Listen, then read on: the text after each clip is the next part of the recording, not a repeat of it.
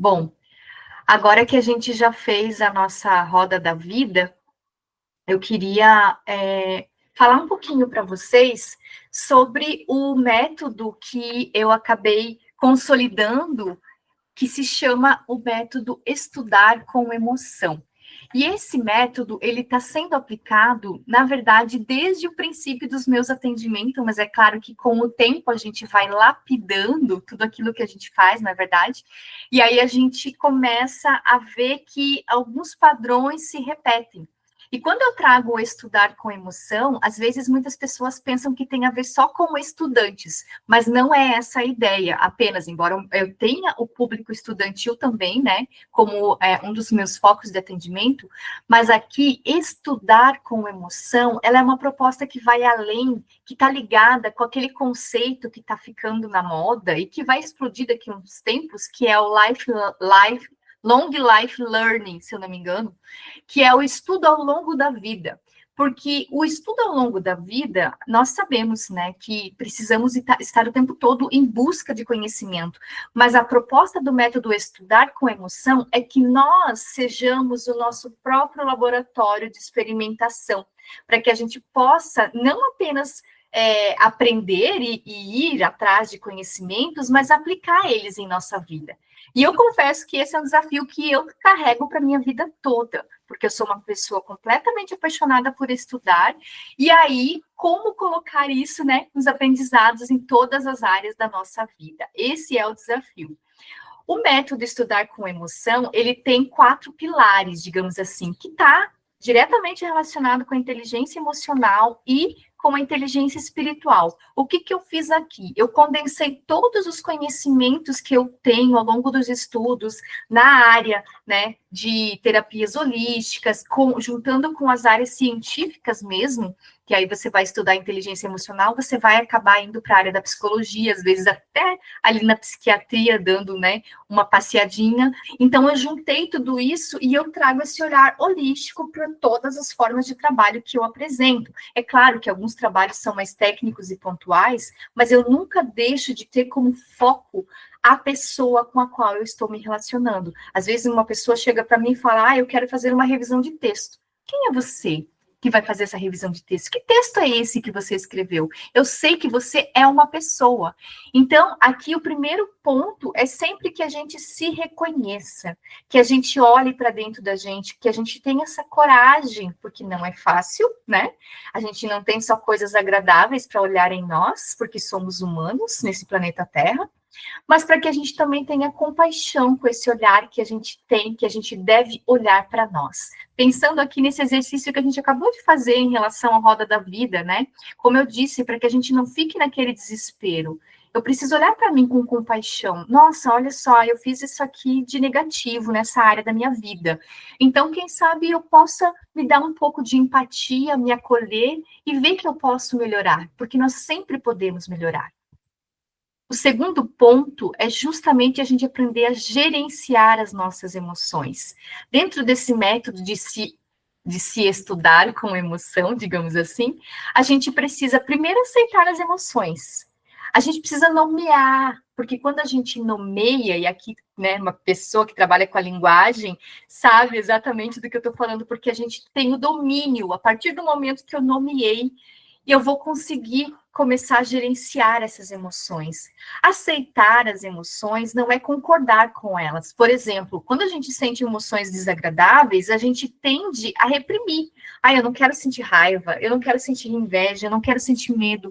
Mas isso não é bom, a longo prazo, principalmente, porque aí aqui, em longo prazo, nós vamos acabar desenvolvendo doenças emocionais e mentais que podem acabar no nosso físico, né? Porque pensando num ponto de vista holístico, quando a doença chega no nosso corpo físico, é porque ela já passou por todos os nossos outros corpos, pelas outras camadas que nós temos, que são invisíveis, que tem a ver com o nosso espiritual, com o nosso mental e com o nosso emocional.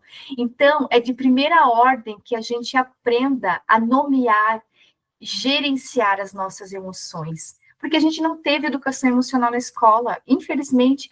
Que bom que agora está começando, esse tema está vindo à tona, mas nós ainda às vezes precisamos de um vocabulário, não é verdade? Então, a ideia da gestão das emoções é justamente para que a gente explore esse vocabulário. Num terceiro ponto, terceiro pilar, a partir do momento que a gente se reconhece, que a gente gerencia as nossas emoções, a gente pode viver com consciência. O que significa isso?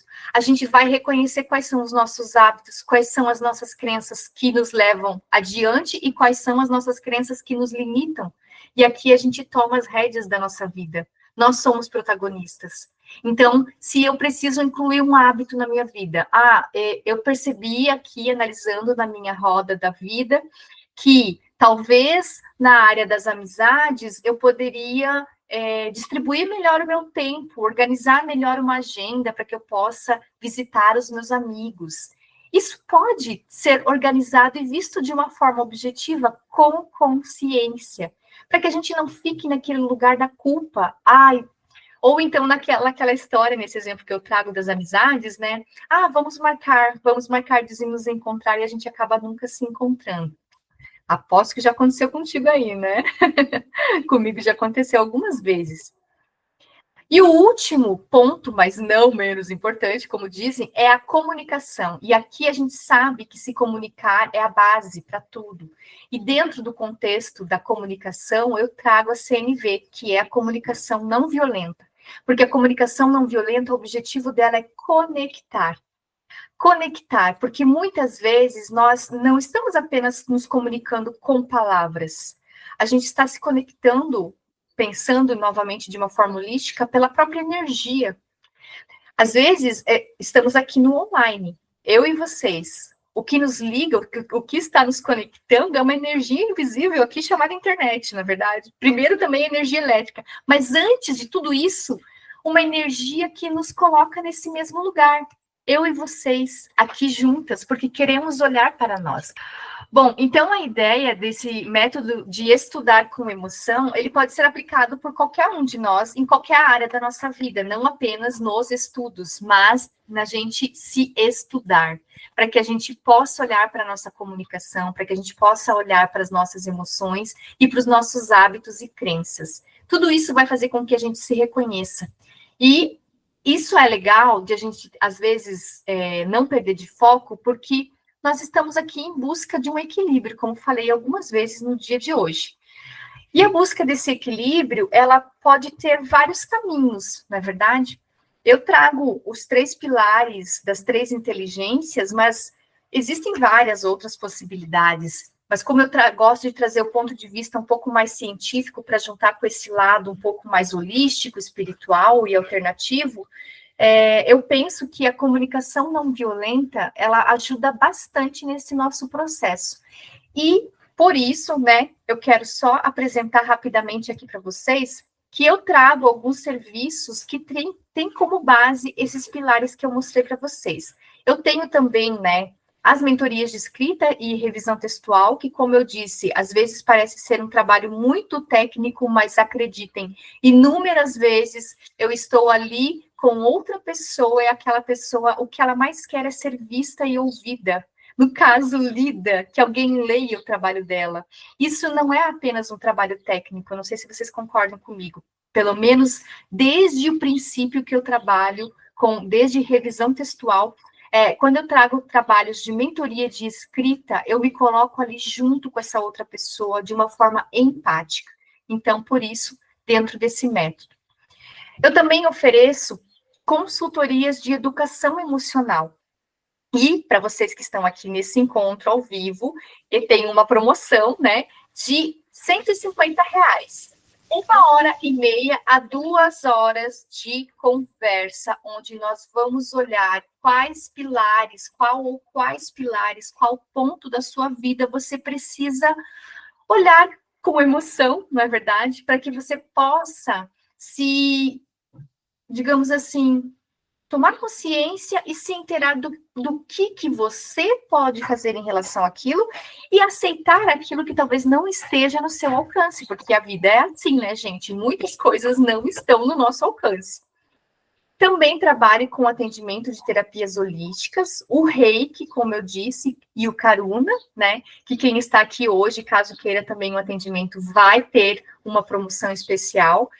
E no ano de 2025, esse ano de 2024, eu fiz a primeira edição do Programa Intensivo de Educação Emocional, que é onde nós trabalhamos por 4 meses com esses 4 pilares que eu apresentei para vocês.